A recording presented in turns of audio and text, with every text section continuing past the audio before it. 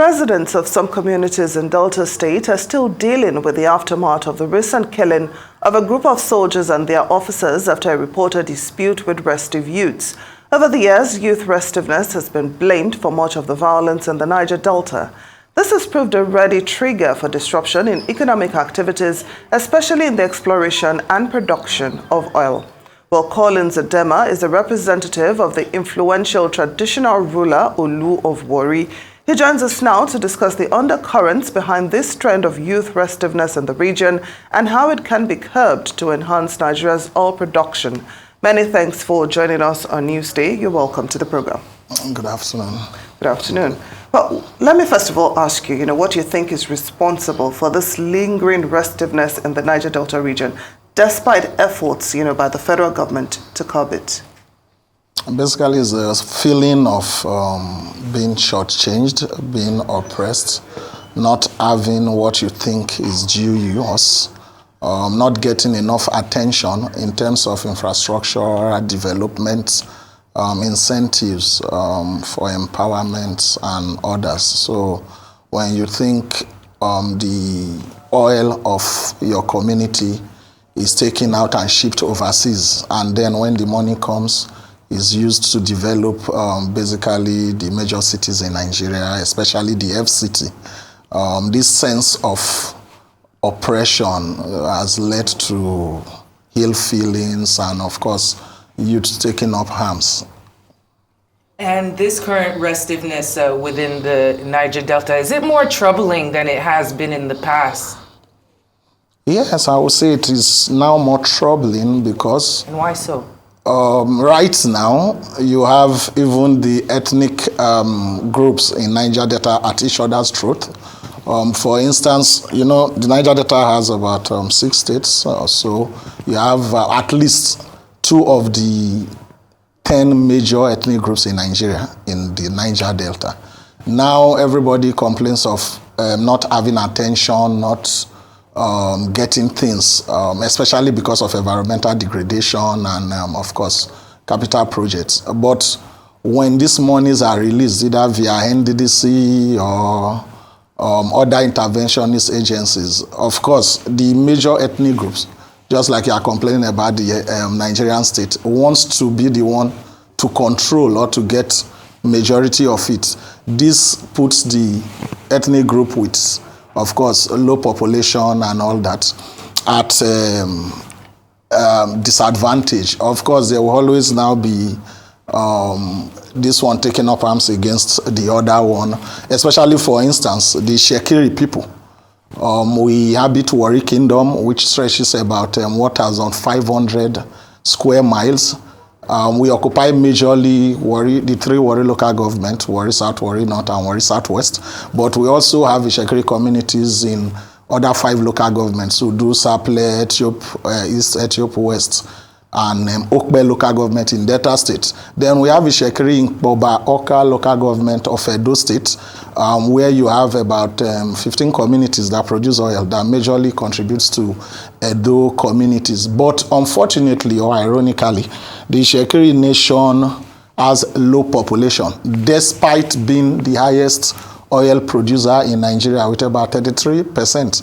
So if there is allocation, for instance, to the NDDC, the major ethnic groups from the different states first want to get, even when it comes to Delta State, instead of the Delta State government or those in charge in Delta State to share these projects and allocation based on what the Itsekiri people contribute, they would rather share it based on local government or those that have political power in code, because democracy is about number. That's why I said it has become worse, because in democracy, the people concentrate more, the government, politicians, concentrate more on where they will get vote.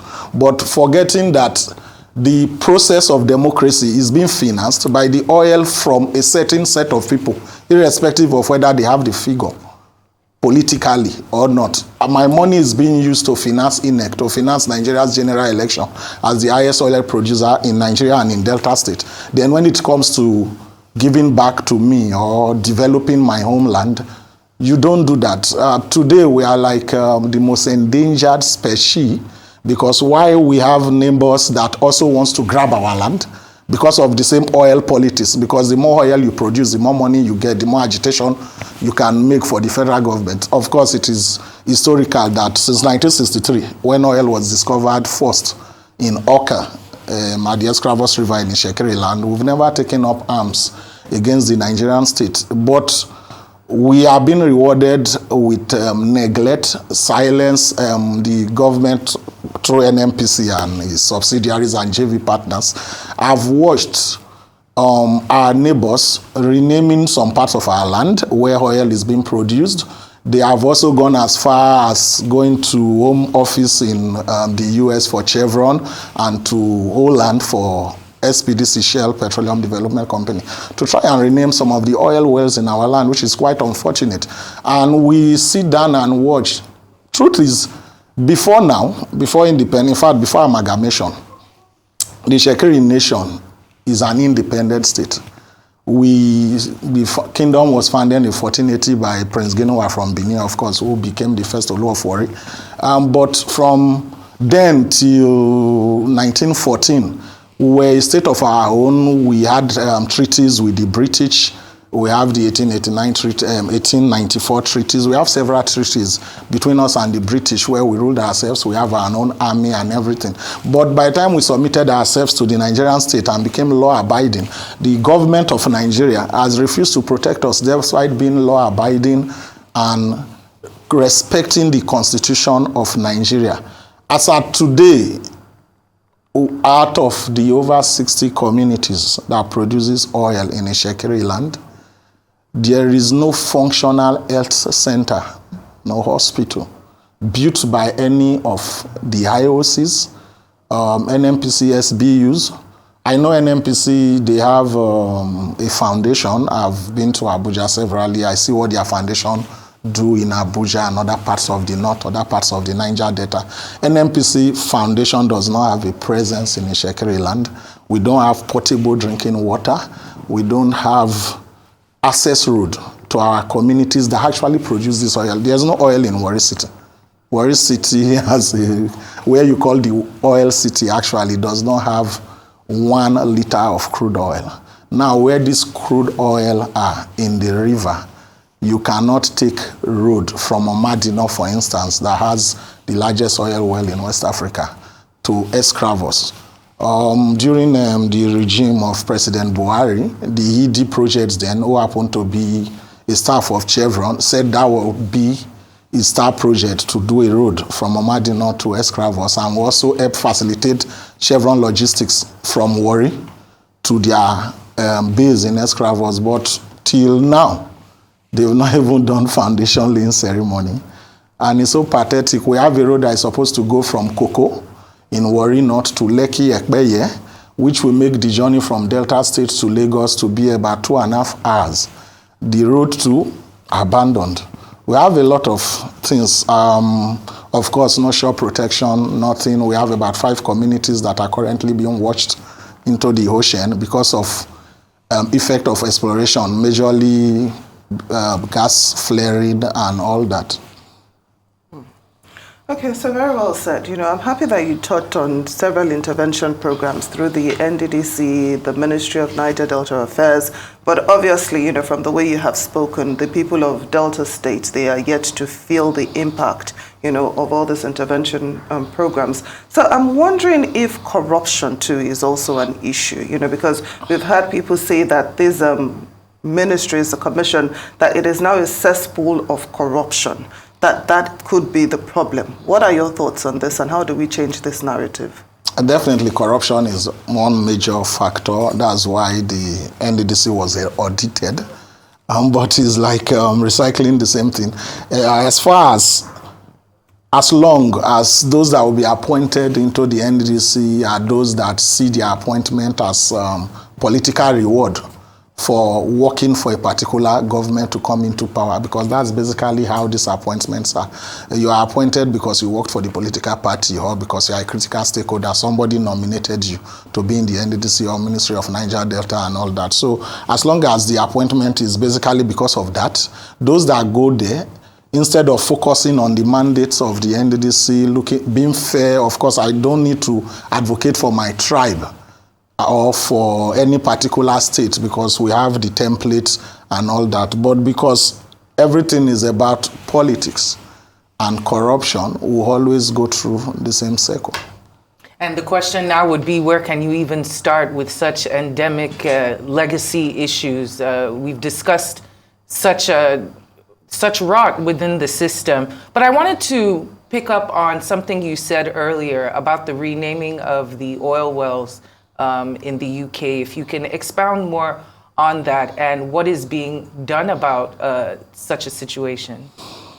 Okay, thank you very much. I mentioned that because it particularly concerned the Itsekiri people. All the oil wells in Delta State, in the offshore, of course, swamp and all that, at least about 80% of them were leased by the Itsekiri people. They belong to the Itsekiri people. Now, around the late 90s, there were agitations. Of course, it became the Warri crisis where we have Itsekiri and Ijaw, Itsekiri and Orobo at one hand. And of course, after the crisis, the Nigerian state, I will say, regrettably, made us feel, or made the people of the Niger Delta too feel that those that have taken arms should be rewarded. And they came up with amnesty. They paid money, they did all kind of things. Okay, for those that didn't take up arms, what is their own reward? Nothing. So this has given the impression, the wrong impression, to some persons. I don't want to mention a particular tribe or anybody. There was someone that was on air some time ago that said he doesn't respect court paper, he doesn't respect anything in the law, you know. But the Nigerian state make those people feel that the more you acquire, the more you conquer your neighbor.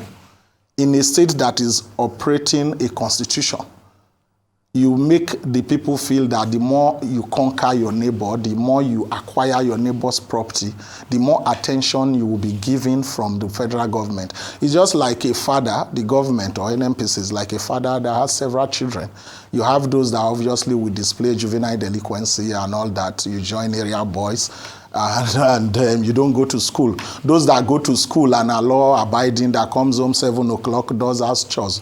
You come home and you ask your father, please, I need 1,000 naira to buy this. He said he doesn't have money. The other one that is restive, that is stubborn, comes and say, I need 10,000 naira. If you don't give me now, I go scatter your house. And your father look at him and say, take, carry your problem, go. And this has been continuing for over 3 decades. Now, when you are the other child, what do you do? How do you feel? That was why on the 16th, precisely, of April, I addressed a world press conference to complain of the continuous oppression of the Itsekiri people by the Nigerian National Petroleum Company Limited, NNPC, because, of course, all IOCs in Nigeria have JV partnership with the NNPC. Other SBUs like Nigeria in EMP, that is Exploration and Production, formerly MPDC. You have Heritage Oil, you have Corn Oil, you have Seplat, you have all of them, Elcrest, ND Western. They are all operating in Itsekiri land. The Itsekiri people are host to the Chevron tank farm, the Escravos gas to liquid tank farm. They are also host to NNPC tank farm, Warri River flow station, Ogidigbe flow station. You have gas plant at Otumara. We have several, Oka, Meji, Dibi, Abiteye. That actually gave us about 80% of Chevron assets.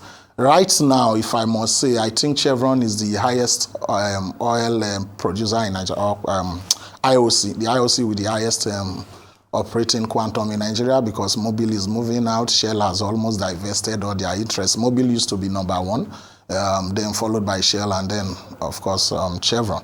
But today, what do we see? We are where in Escravos, for instance, Escravos is, of course, the English name for slave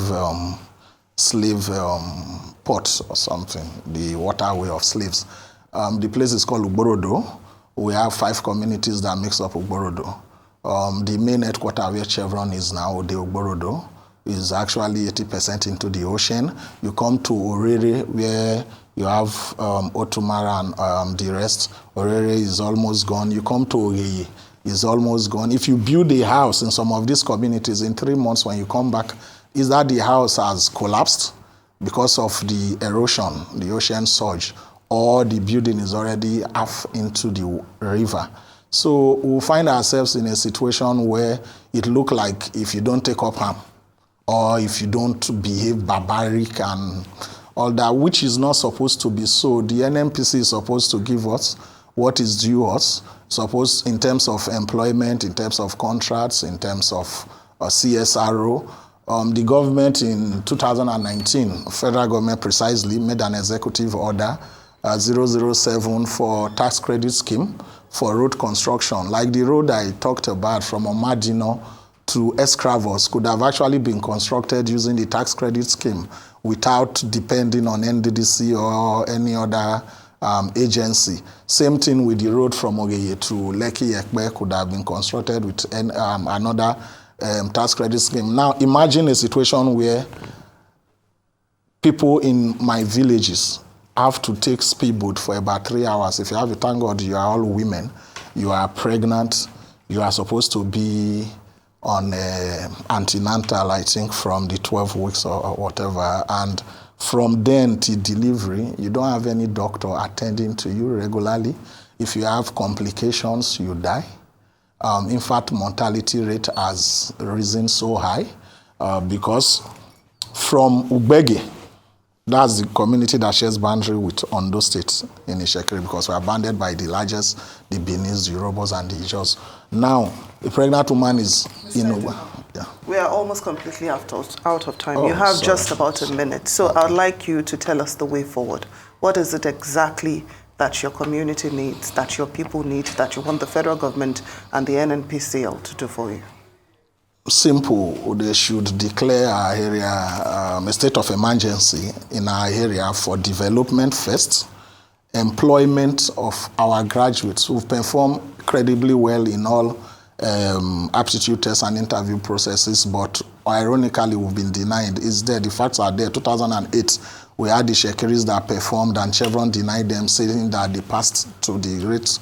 The success rate was too much. From 2006 to 2019, NNPC employed about 2,000 graduates. None were Itsekiris. Chevron currently recruited about 300 service contract staff. None were Itsekiri. Meanwhile, they told us they will do recruitment this year where they will give opportunity to some graduate trainees that have been under them for 10 years. They were supposed to convert these people since 2014. We had to do a petition to the Federal House of Rep. The papers are here where we petition them that they are using our graduate for slave labor.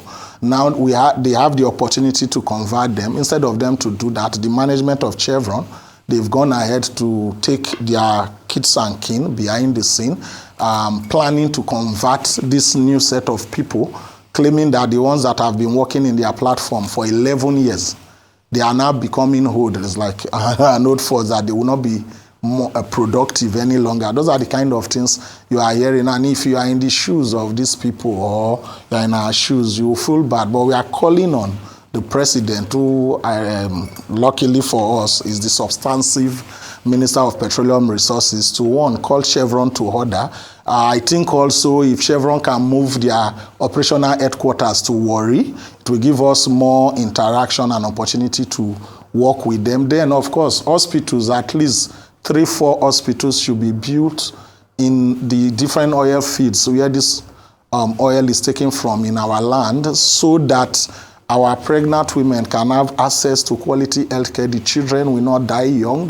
We also need portable drinking water. There is no portable drinking water in all of our land. There is no electricity. The companies can supply electricity to us via turbines and other means. So that is our prayer today, that Mr. President, President Bola Ahmed Tinubu, will give us the opportunity and intervene in these issues we have raised today. Thank you very much. Well, we sincerely hope the same as well. Thank you so much for coming in to speak with us. This is Collins Edema, the representative for the Olu of Warri. Thanks for speaking with us. Thank you very much.